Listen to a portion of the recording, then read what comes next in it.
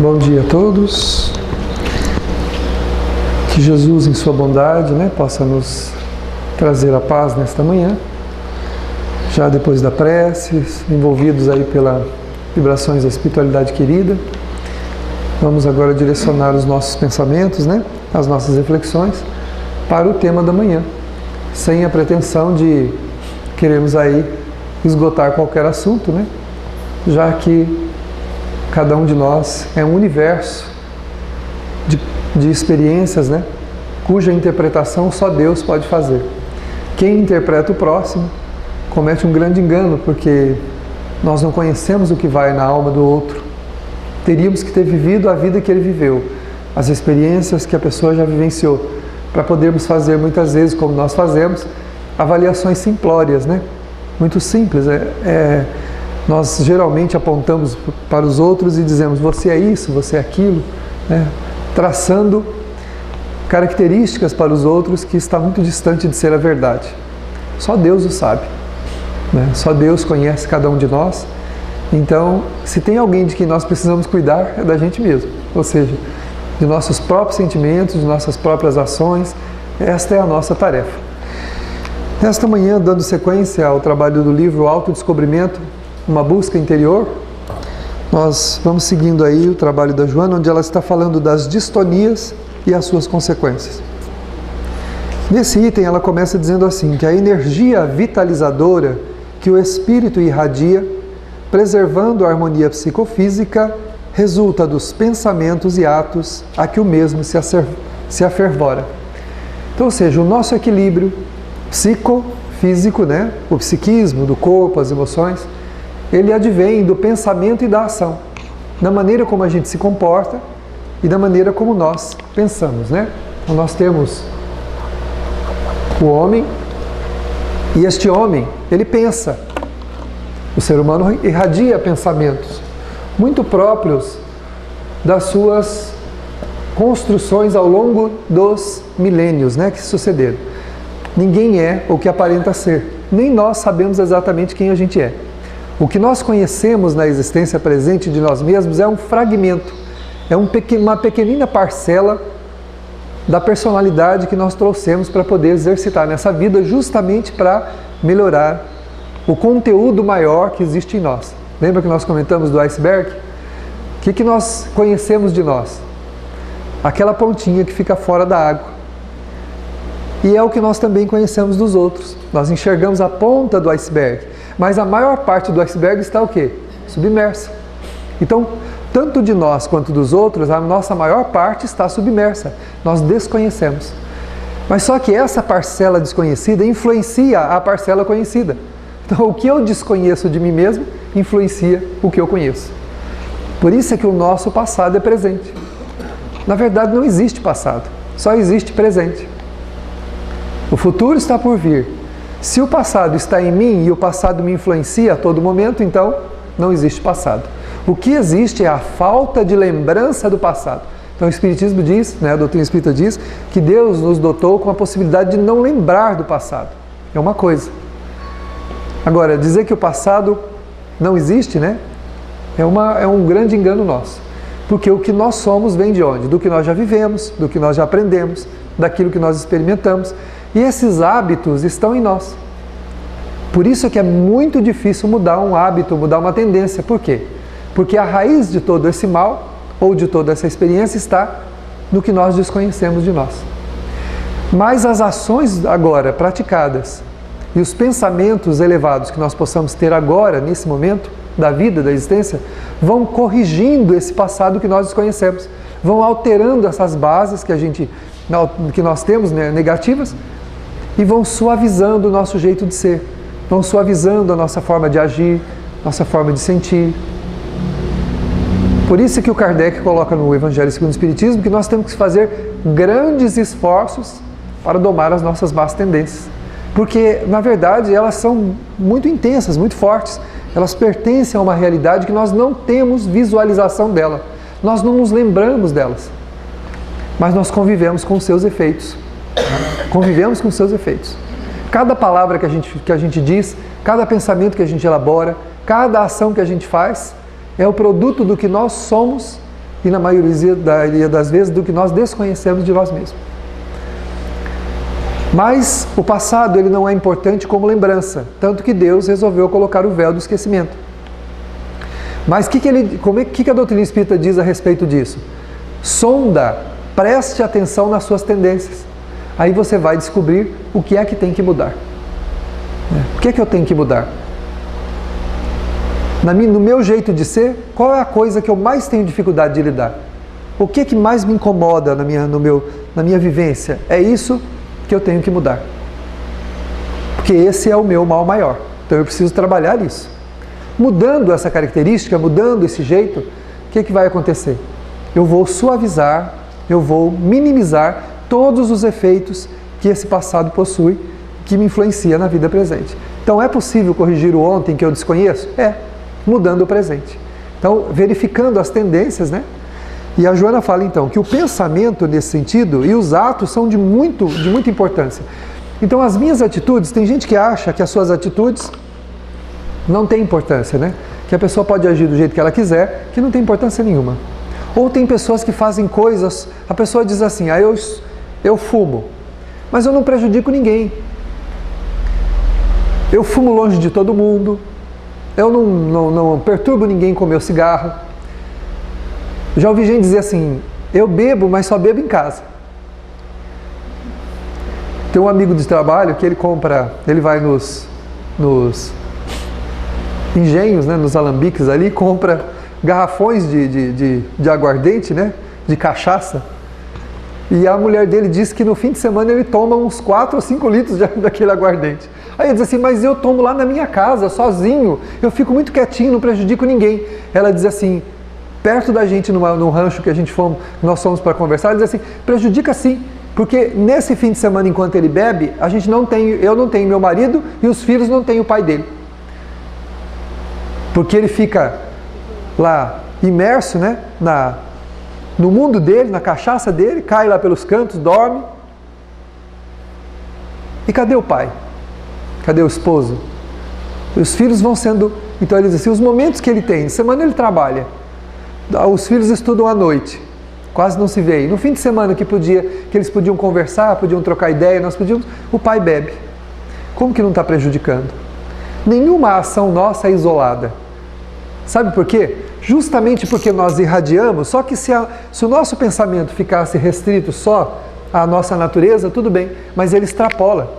O que nós pensamos irradia-se além das fronteiras do nosso psiquismo e vai embora, encontrar outras afinidades por aí. Então, o mal que eu penso aqui auxilia alguém a cometer um crime do outro lado do mundo.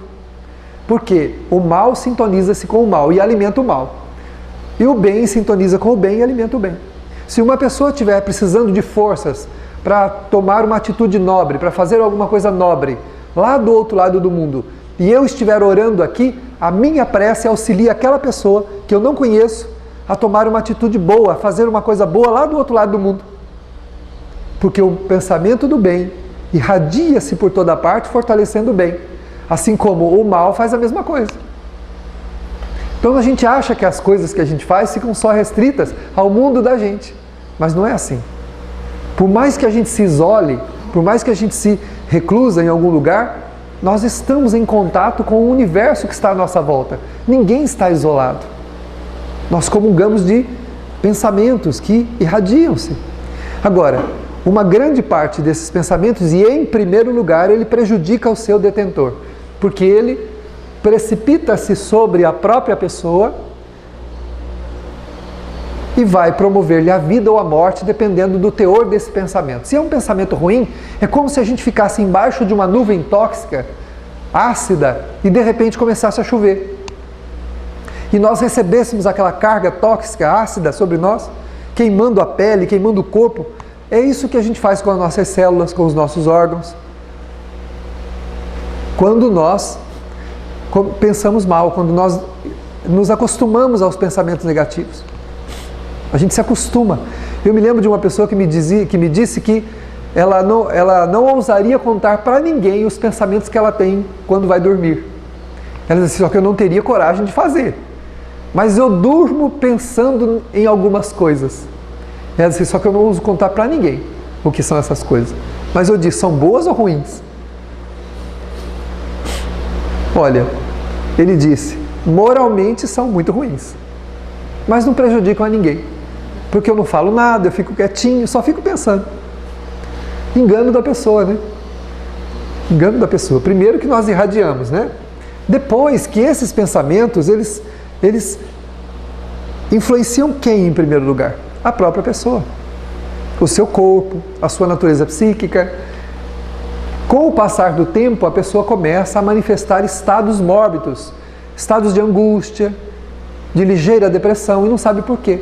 O cultivo de pensamentos indevidos, não precisa ser pensamento de que tomara que fulano morra, tomara que ele seja atropelado, que um avião caia na cabeça dele, que um comboio descarrile e ele se... Não é isso, não. Pensamentos mesmo, pensamentos negativos a respeito da vida mesmo, sabe? Pessimismos, pensamentos pessimistas, pensamentos sensuais, né? Pensamentos ligados a opiniões negativas em relação a tudo que a gente vai vivenciando. Tudo isso vai criando uma atmosfera negativa que vai envolvendo a pessoa, né? E se hoje a pessoa não pratica nenhum ato negativo, amanhã vai praticar. Porque o pensamento alimenta o ato, alimenta a ação. Ele é o disparador da ação. Ele dispara a ação. Do mesmo jeito que nós colocamos o pensamento no automatismo, deixamos a mente ficar girando em coisas ruins, né? A ação daí a um tempo vai também entrar no mesmo caminho. Ela também vai se transformar num processo automático. E quando a pessoa se der conta, ela vai estar realizando coisas que ela não gostaria de fazer. A gente diz não gostaria porque, para ser mais delicado, né? Porque na verdade, se eu estou alimentando determinados pensamentos e vontades, é porque eu quero fazer. Eu só não tenho coragem por freios sociais, né? De repente eu olho para a sociedade, o que vão pensar de mim? Né? O que vão achar de mim? Então não faço. Mas com o tempo vai fazer. O pensamento vicioso, ele cria o vício do comportamento também. Então esse é o perigo, né? O pensamento vicioso cria também o vício do comportamento. Então nós precisamos corrigir na fonte, né? Percebendo o trânsito negativo do pensamento. Opa! A Ana Jaissi, uma vez numa palestra dela, ela disse assim, que a gente não pode impedir que pensamentos negativos passem pela nossa cabeça, porque isso provém da natureza que a gente desconhece. Nós somos um universo desconhecido para nós mesmos, mas nós podemos impedir que ele faça morada na nossa cabeça. Opa, né? Esse pensamento não. Chega para lá, né? Para lá com isso. Então a gente vai controlando e educando o pensamento. A Joana de Ângeles, a autora dessa obra, ela diz assim, toda vez que você perceber que o teu pensamento não é agradável, substitua-o por um pensamento agradável. Ele vai insistir, vai voltar. Substitua-o de novo. Do mesmo jeito que você condicionou-se a pensar mal, vai aprender a pensar bem. Ela disse, lembra de um curso que nós fizemos aqui, que eu disse sobre a autorreflexão? A Joana diz assim, a gente tem que aprender a dizer para si mesmo o que quer. O que você deseja de si mesmo? O que você queria para a tua própria vida? Então fale. Sente-se confortavelmente, respire profundamente, coloque uma música suave para entreter o teu sistema nervoso, a tua sensibilidade. Quando você perceber que está relaxado, comece a dizer a você mesmo o que você gostaria de ser. Eu gostaria de ser uma pessoa melhor. Eu gostaria de saber perdoar. Eu queria... E vai dizendo, porque a gente tem isso a respeito da vida dos outros. A gente está sempre apontando o dedo, dizendo como os outros devem ser. Você precisa... Gerson, você precisa ser um pouco mais maleável, você é muito duro. Né? Fulano, você tem que fazer tal coisa. Você para com isso. Mas a gente precisa dizer a gente mesmo o que a gente gostaria para a vida da gente. Para reorientar o pensamento. Fazer uma reorientação do pensamento. Automaticamente uma reorientação do sentimento. Quando começarmos a sentir sentimentos controversos. Vocês nunca tiveram, o coração dispara na presença de algumas pessoas? Quando você chega perto de uma pessoa, a gente consegue manter, né? A gente consegue manter a compostura, né? Eu fico composto, mas por dentro, né? Tá pegando fogo, estou soltando chispa pelos olhos, né? Como diz o caipira, pela venta, né? Está saindo fogo pelo nariz. A gente respira fundo e fala, maldito, tomara que morra, né? E está ali feliz, convivendo com a pessoa. Mas, então a gente precisa dizer ao nosso sentimento o que é que nós queremos sentir. Né? Olha aí o meu mundo emocional, eu sei que, né, a gente andou junto aí por esses milênios, né? E o meu orgulho é muito grande. Então eu preciso aprender a compreender o meu irmão. Eu não gosto dele. Não adianta dizer que gosta, não gosta. Né? Ser hipócrita, para si mesmo não dá. Para os outros você pode falar, né? Você gosta do fulano? Gosto. Né? Mas para si mesmo não tem jeito, né? Olha, eu não gosto, mas eu preciso neutralizar esse mal, essa angústia, esse mal-estar que me dá na presença dele. Eu não sou melhor que ele. Por eu não ser melhor que ele, eu não posso sentir isso. Eu quero vê-lo pelo menos como meu irmão, pelo menos como alguém que eu preciso aprender a amar e que eu ainda não consigo.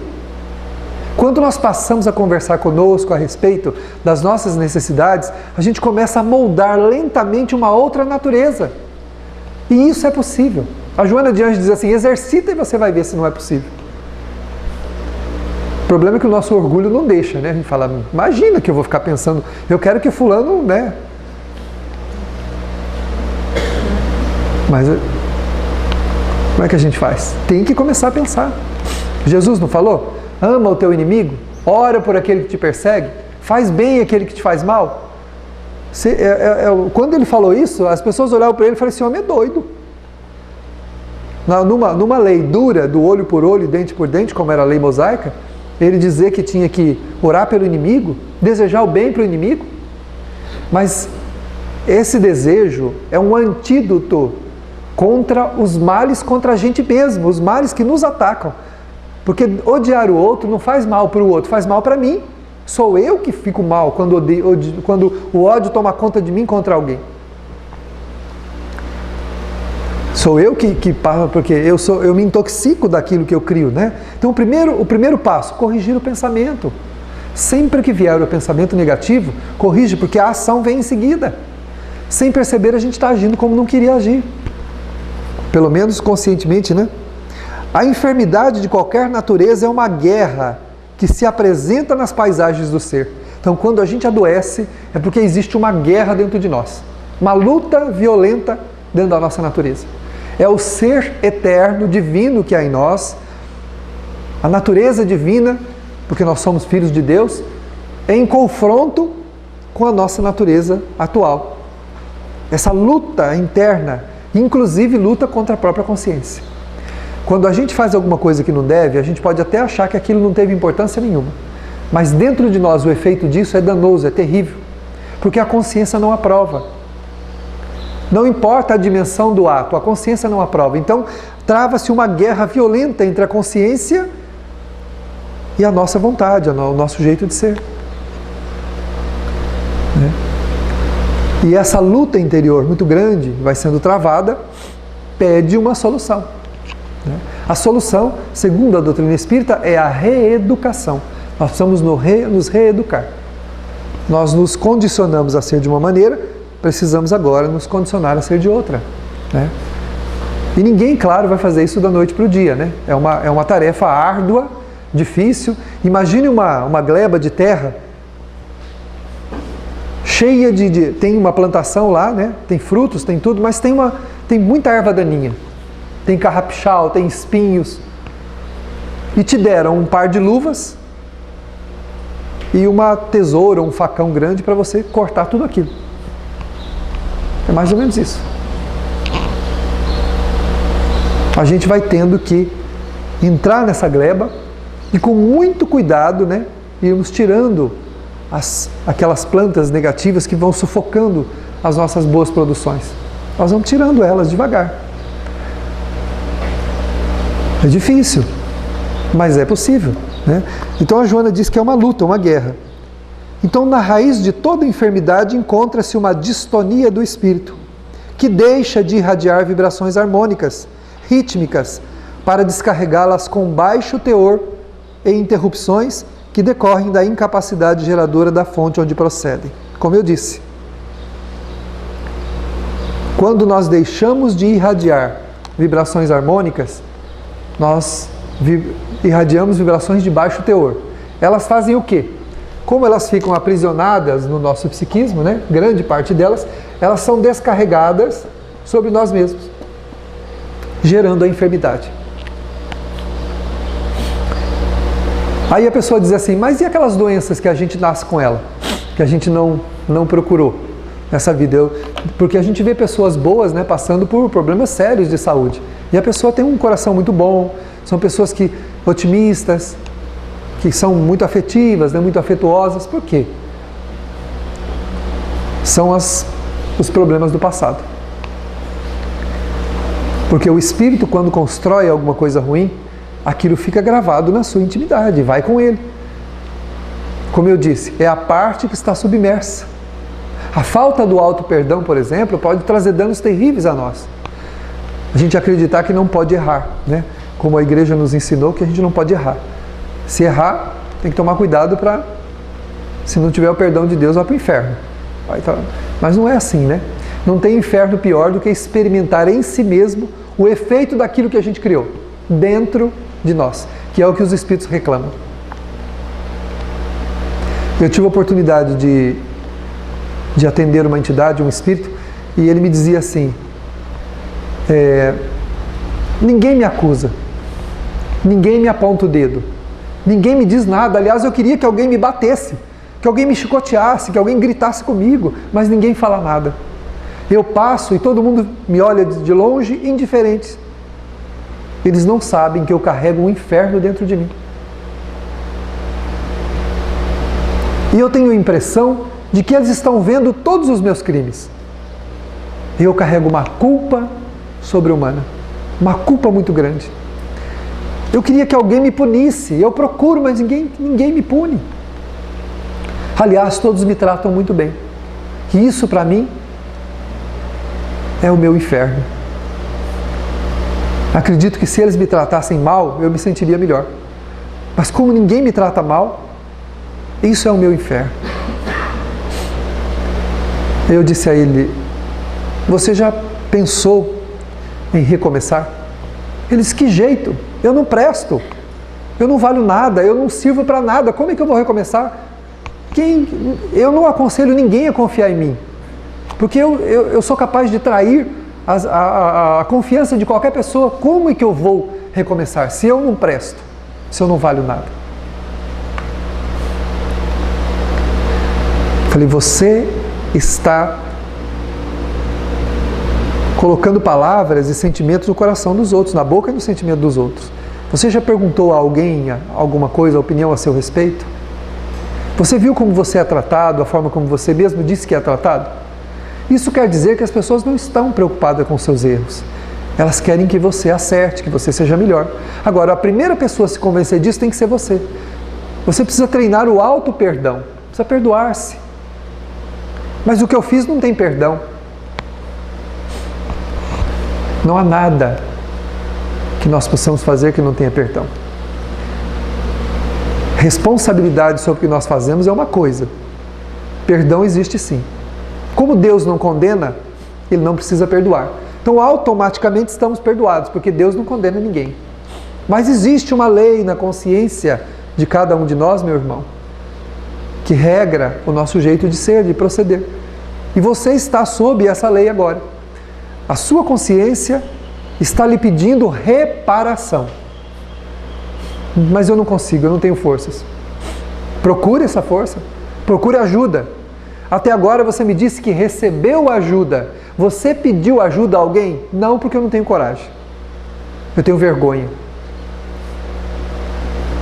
Pois é. Então comece a engolir a sua vergonha. Procure no lugar onde você está recebendo ajuda e peça ajuda. Por favor, me ajuda. Eu preciso melhorar. Tenho certeza absoluta que a lei divina vai te abrir um campo imenso de recursos para você melhorar. Porque Deus não quer, está lá no Evangelho e na Bíblia também, Deus não quer a morte do pecador, quer a sua redenção. Então, se você não está se sentindo bem com você mesmo, uma maneira de sentir-se melhor é fazer-se a proposta de recomeçar. quando nós fazemos a proposta de recomeçar, começamos a melhorar. Porque se você olhar à tua volta, você vai ver que nem estes que te ajudam são perfeitos. Todos nós nos enganamos, porque somos imperfeitos. Então, dê-se o direito de errar, mas não seja complacente com os teus erros, muito menos conivente com eles. Compreenda que o erro é o produto da nossa natureza imperfeita, mas que nós não podemos aceitar o erro como uma coisa normal, que a gente precisa melhorar. Então você vai lá, no lugar de onde você veio, ele estava aqui na nossa reunião, eu disse, você volta lá, no lugar onde você veio, que você disse que eles estão te ajudando, procure alguém que coordena as atividades e peça a ele. Fala, por favor, me ajude, é porque eu tenho certeza que é isso que ele está esperando. Ele está esperando que você peça ajuda, que você procure ajuda. Você acha que eu vou melhorar? Tenho certeza disso. A partir do momento que você resolver se redimir, resolver reparar os seus erros, como todos nós que estamos aqui precisamos fazer, eu tenho certeza que você vai melhorar. Aí eu percebi que o semblante dele foi suavizando. Aquele senho carregado, aquele semblante pesado que ele se apresentou, foi suavizando. Foi suavizando. Pela primeira vez, ele disse que ouviu alguma coisa que não fosse uma acusação. Mas eu disse, você mesmo disse que ninguém te acusa? Ele falou, pois é, só eu me acusava. Mas eu estou ouvindo de alguém alguma coisa que não é uma acusação. Então vai lá, vai no lugar de onde você veio, procure as pessoas que estavam te ajudando e peça ajuda. Eu tenho certeza que eles vão te indicar uma série de tarefas, de procedência, de jeito de ser, para você adotar, para você melhorar. E ele saiu, foi-se embora, nunca mais soube da sua trajetória. Isso serve para todos nós, né? Quando a gente não se dá o direito de errar, a gente lavrou a nossa própria condenação. Não é Deus que faz isso. Quanta gente engana-se e por não aceitar conviver com a chamada possível humilhação do seu engano, comete suicídio. Comete suicídio. Acabou, não tem mais jeito, não há mais como viver. E comete suicídio. Que é outro engano, né? É um outro engano. Oi, pode falar. Eu tenho observado uma coisa. A excelência da doutrina espírita, esses cursos aqui de psicológica, atividades morais e éticas, tem sido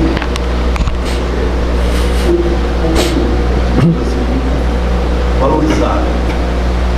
Eu estava observando esse Papa que está ali agora, ele está com o hábito de escrever cartas abertas. Está escrevendo uma para os ateus, agora escrevendo uma outra a respeito do juízo final. Essa do juízo final me pareceu caminhar na direção da doutrina. Até que tivesse relação com o guarda-chuva, abrigando todas as outras, fornecendo subsídios para que elas também caminhassem no caminho, fossem no caminho da evolução. Eu disse que não tem que ser inferno, não, é a sua própria consciência. A igreja está também, né, as religiões estão mudando esse conceito, né? Só os mais, assim, aqueles que realmente não têm nenhum conhecimento de coisa alguma mesmo, ou que tem algum interesse a defender, né, que ainda mantém as ideias arraigadas de céu e inferno como foi concebido no passado. Atualmente já está se mudando muito isso. É muito raro você ouvir de um celebrante, de um religioso, a todo momento ficar falando de céu e de inferno. Eles não falam assim. Isso. Há pouco tempo a igreja acabou com o limbo, né? Ela revogou a ideia do limbo, porque isso vai havendo um progresso, né, no pensamento.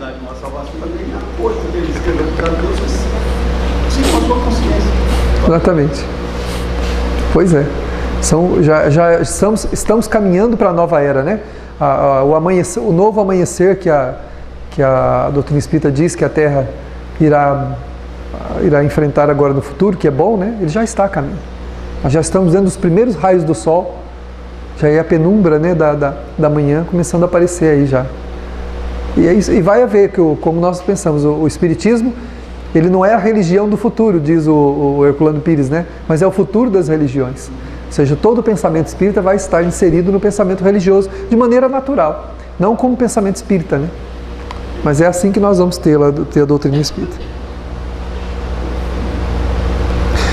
Ela diz assim, ó, mesmo quando a gênese da doença é hereditária, os fatores hoje estressantes, socioeconômicos, psicossociais, emocionais, as causas reais de origem do ser espiritual, é quase sempre o agente de todos os acontecimentos que dizem respeito ao ser humano. Nós podemos minimizar ou agravar um problema que trouxemos, né?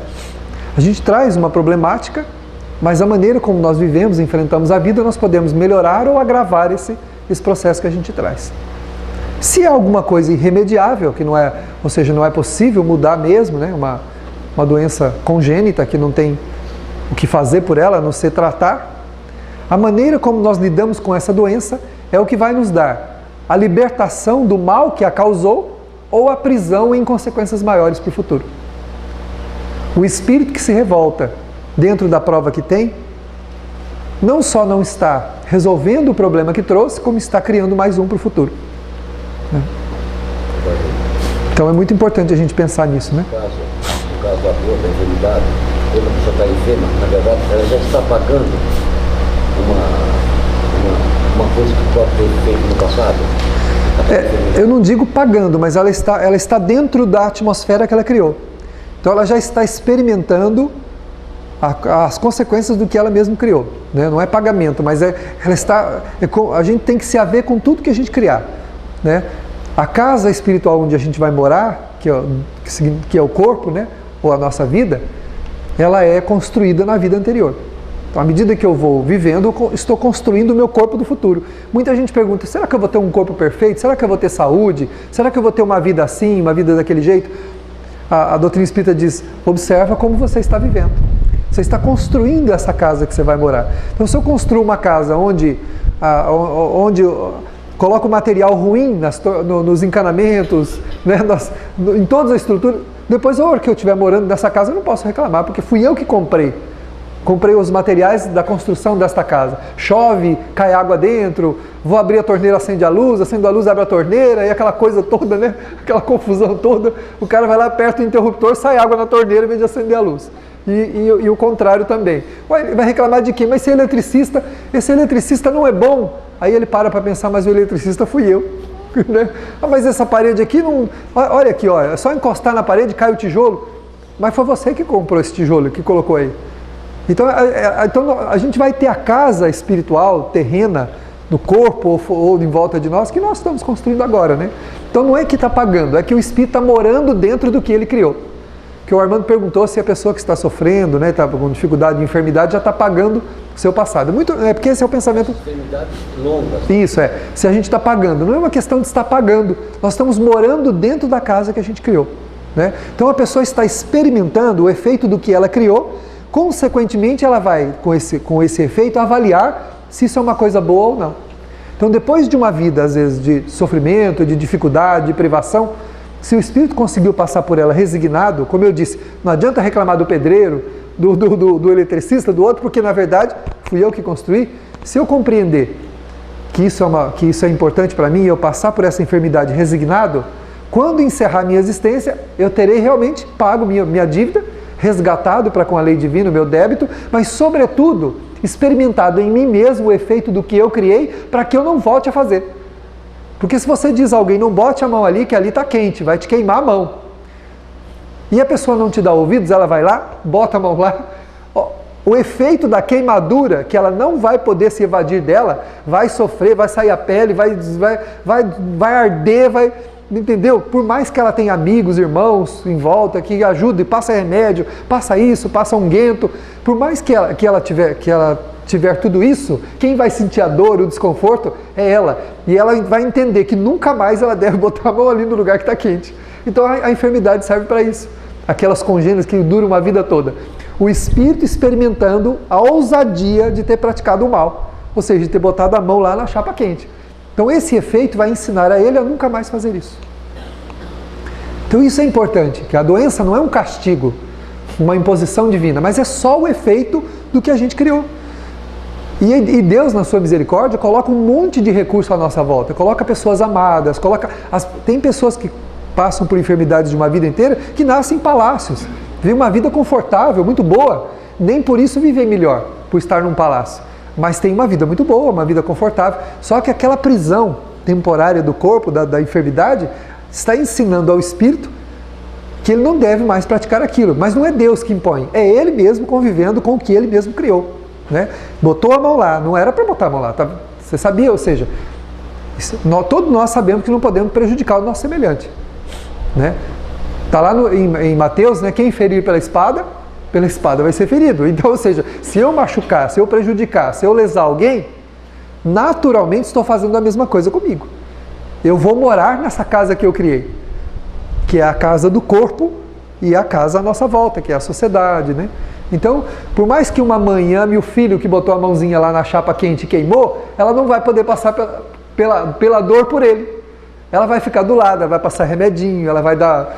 Mas ela não pode passar pela dor, pelo desconforto de não poder pegar as coisas, pela limitação que ele fica tendo uma mão sem poder utilizar. Ela não vai poder passar por ele. Né? Agora, e se ele, ao invés de aceitar o remédio e ficar tranquilo, passar por ela, começar a tirar coisa, quebrar as coisas da casa, brigar com a mãe, brigar com o pai, se revoltar contra tudo à sua volta, porque só por conta da dor, né? Eu já vi gente que passa por dificuldade, transforma a vida das pessoas que estão em volta num verdadeiro inferno. Essa pessoa não está passando, ela não está cumprindo a sua missão de autorredenção. Não está cumprindo. Isso é tarefa adiada.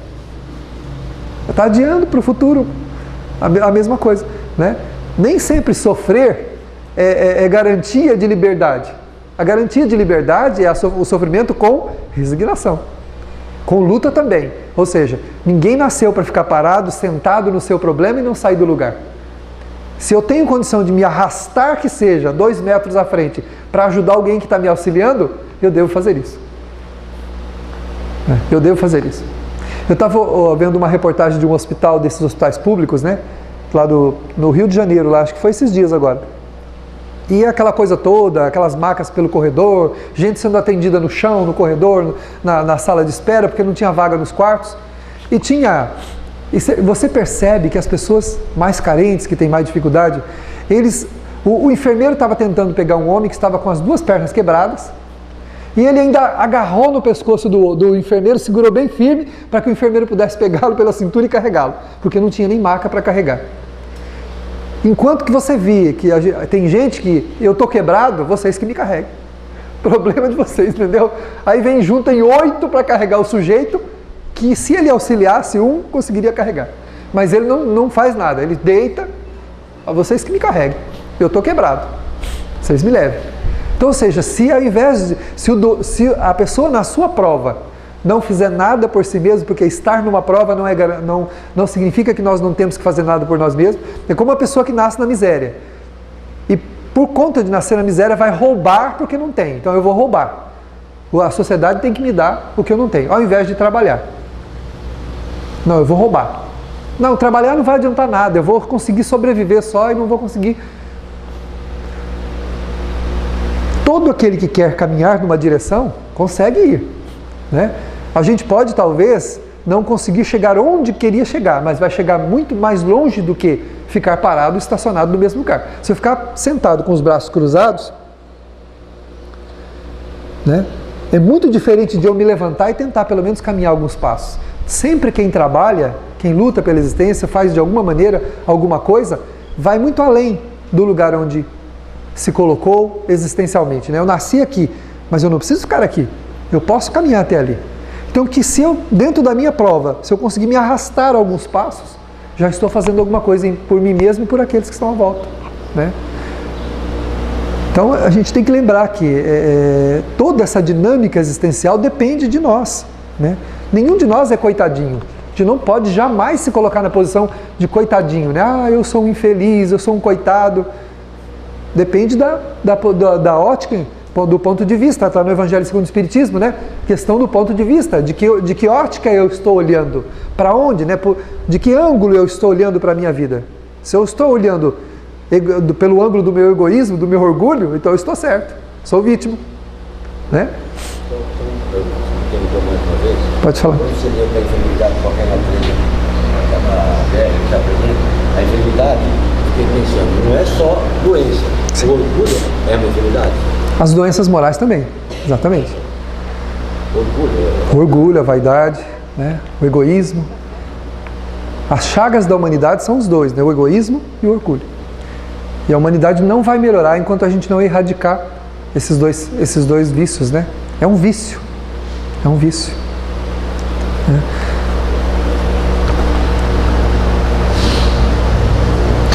O feixe de energia pensante, que é o espírito, age e, ao fazê-lo, preserva a capacidade que lhe é peculiar ou perturba-a. Né? Ou seja, quando eu penso e quando eu ajo, eu posso me auxiliar ou posso me perturbar. Se o meu pensamento é negativo, né? Se o meu sentimento é negativo, eu vou me perturbar. Eu vou danificar os meus equipamentos. Ao longo do tempo, eu vou danificando os equipamentos psíquicos, vou perdendo a capacidade de agir pela lógica, pela razão, pela serenidade, e vou me tornando uma pessoa neurótica. O Divaldo, numa palestra dele, ele diz que a humanidade toda é neurótica. Todo mundo tem uma neurose em algum nível. Ele diz assim que todo mundo tem. Todo mundo é neurótico em algum nível. A gente nunca acha que é, né? A gente acha, não, eu sou normal. Todo mundo tem uma neurose. E as neuroses são frutos dos nossos desequilíbrios mentais e emocionais. E elas são geralmente fugas. As neuroses são fugas. A pessoa se agarra a uma neurose, a uma mania, a um tique, a alguma coisa, para poder desfocar a realidade. Né? Desfocar a realidade. Eu fiquei sabendo por um médico amigo meu, quando fui a São Paulo da última vez, ele frequenta a casa da minha irmã, e nós estávamos comentando sobre aspectos emocionais, né? E ele disse que tem uma paciente que já vasculharam ela do fio de cabelo à unha do pé.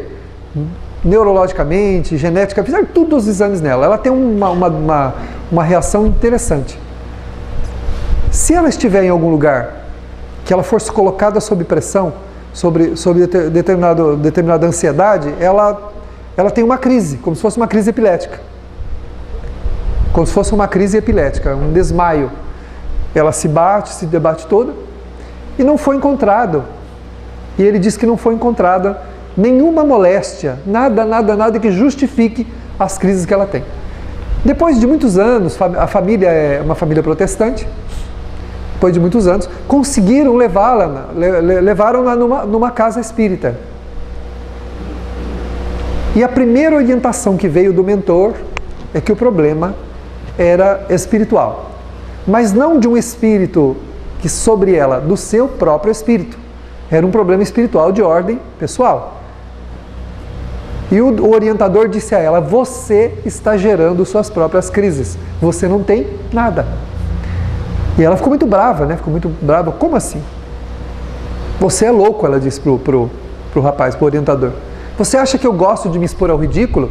De estar numa festa, num lugar e desmaiar na frente de todo mundo? Estar na rua e de repente desmaiar?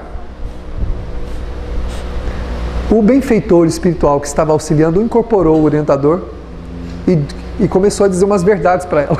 Aí a coisa foi difícil. Ele disse assim...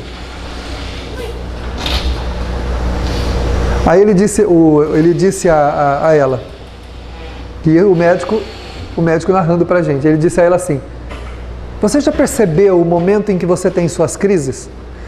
A semana passada você estava numa fila para comprar um bilhete do metrô. Começou um tumulto às voltas ali de um pessoal que invadiu a estação para um tumulto e os caixas pararam de atender. E você ficou estressada, imaginando o tempo que você teria que ficar ali na fila esperando para comprar o seu bilhete.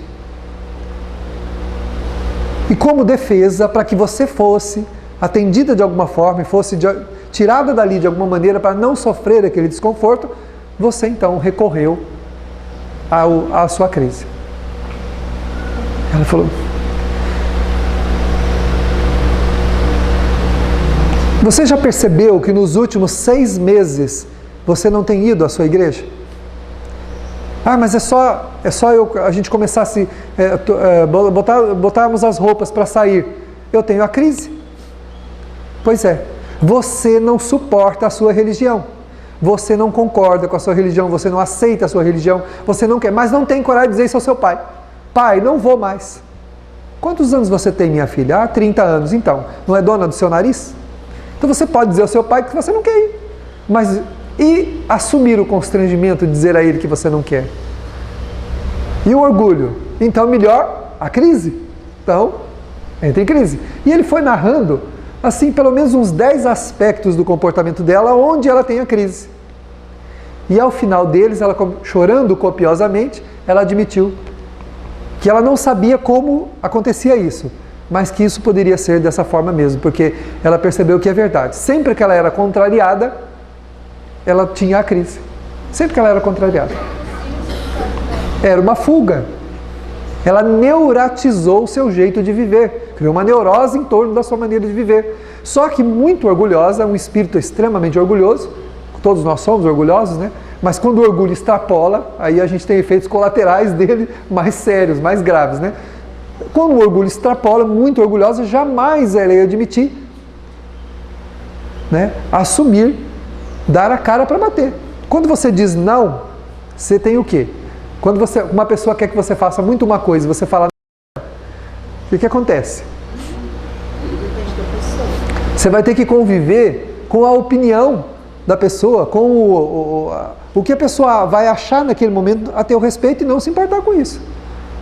Paulo diz, seja o teu dizer sim, sim e não, não.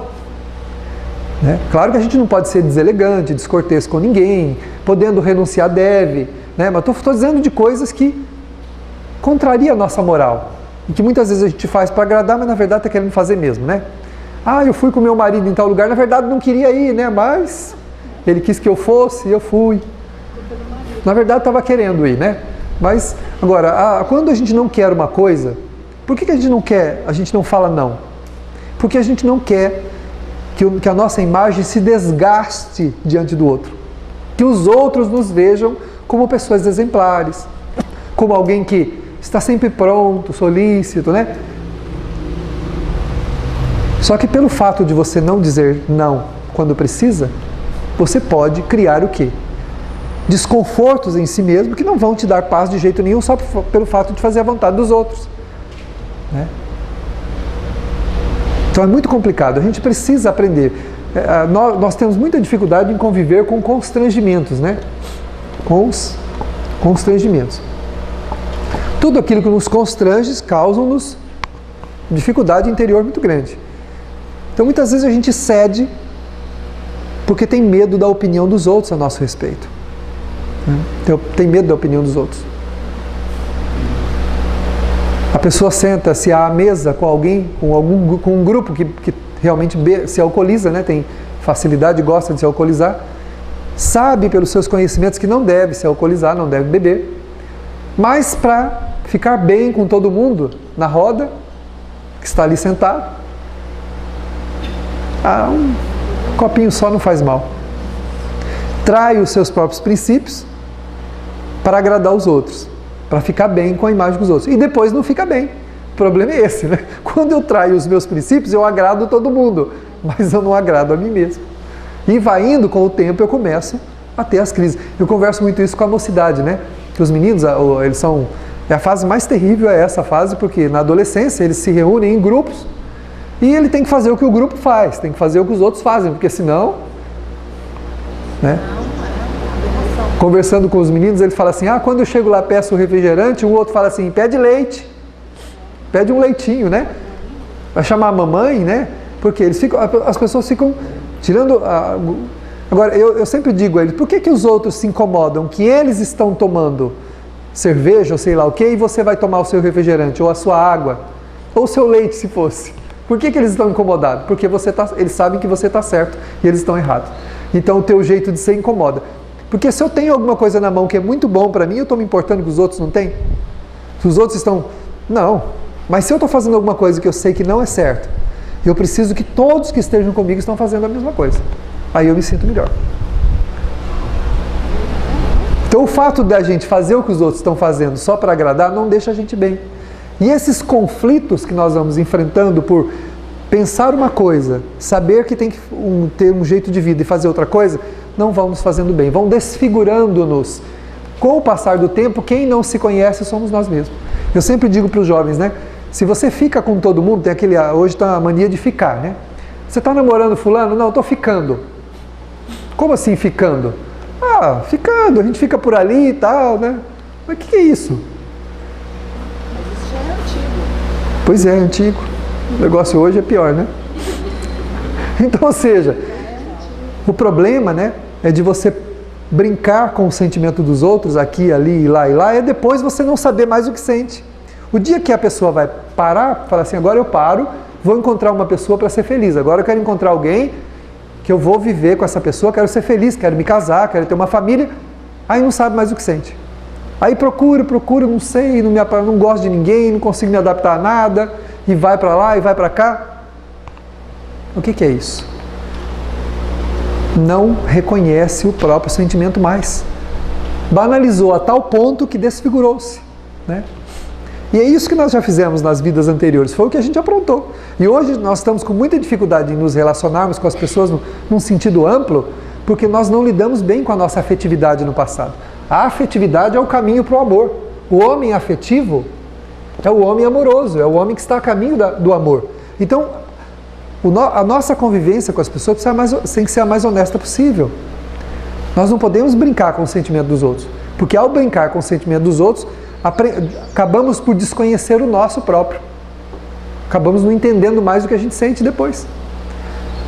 Então, para que a gente tenha um sentimento planificado, né, um sentimento composto, mais elevado, é preciso que a gente respeite os outros. E respeitar os outros é não brincar com o sentimento dos outros. E eu digo sempre para eles, se você quer namorar é uma coisa. Você vai se namorar de alguém, vai passar um tempo junto para conhecer a pessoa, ver se aquela pessoa se adapta ao teu jeito de ser e você ao jeito de ser da pessoa. Tudo bem. De repente não deu certo, separou, é uma coisa. Não é? Agora, ficar com um, ficar com o outro, com o outro, com o outro, com o outro, com o outro.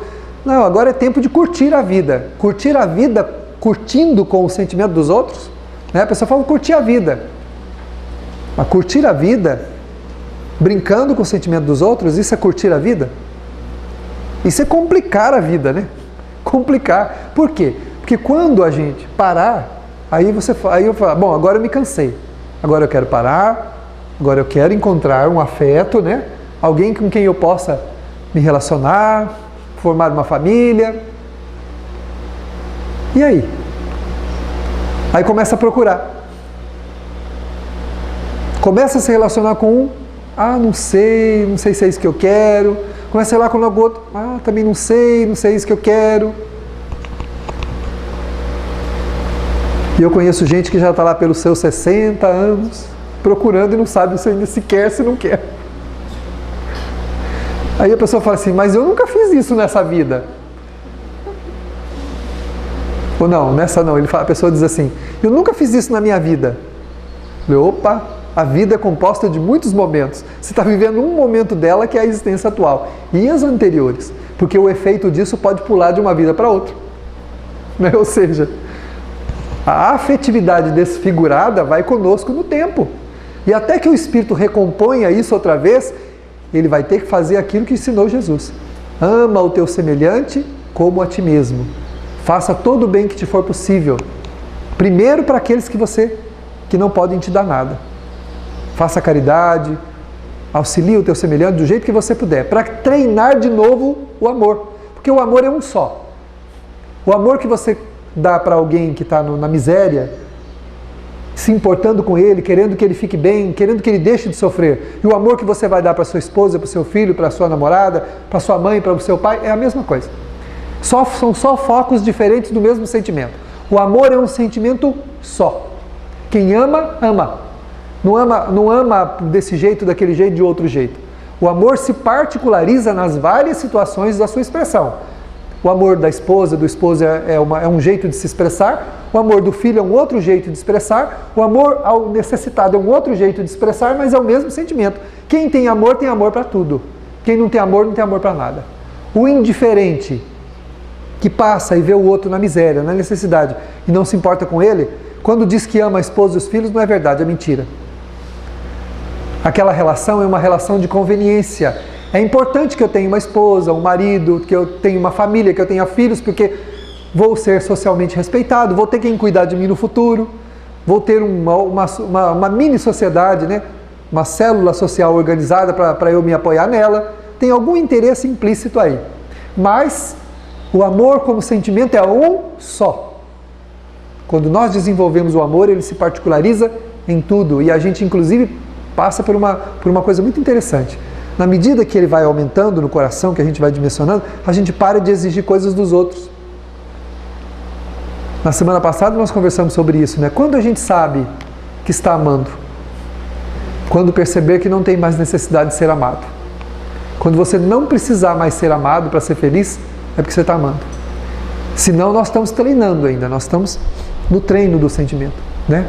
Quem precisa de coisas que vêm dos outros, ainda não está amando. Está exercitando o amor, mas não está amando ainda. Na medida que o amor cresce, as necessidades desaparecem. É o efeito inverso, né? A ansiedade se nulifica, né? O amor vai nascendo, crescendo, e a necessidade vai diminuindo. Por que nós temos tanta necessidade do que vem dos outros? Porque não temos em nós. O que te falta, o que me falta, eu tento encontrar nos outros. Não vou achar. Porque o outro também está procurando. A Joana de Anjos fala assim, numa humanidade onde todo mundo precisa ser amado, quem vai amar? Na Terra, todo mundo precisa ser amado. Todo mundo que está aqui nesse planeta Terra quer ser amado, porque não tem amor. Então está todo mundo querendo amar. E quem que vai amar então? Vai ter que vir gente de fora. Vai ter que começar a nascer aqui espíritos de outros mundos mais elevados para amar a gente, porque a gente está todo mundo precisando ser amado. Eu quero ser amado, o outro também quer, o outro também quer. Aí junta, não dá certo. Por quê? Mas eu me casei para você me amar. Mas eu achei que você ia me amar. Eu me casei para você cuidar de mim. Não, eu que achei que você ia cuidar de mim. E quem cuida de quem? Como é que faz? Não é assim, doutor? Não, como é que faz? Mas, olha só as controvérsias, né, de um sentimento tão difícil que nós vencemos nesse mundo ainda tão complexo que nós estamos.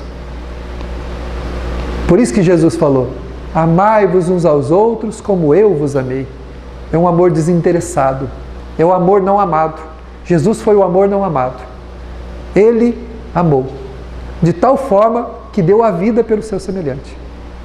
Está lá no Evangelho. Quem tem maior amor? Senão aquele que tem coragem de dar a vida pelo seu semelhante. Dar a vida não é morrer.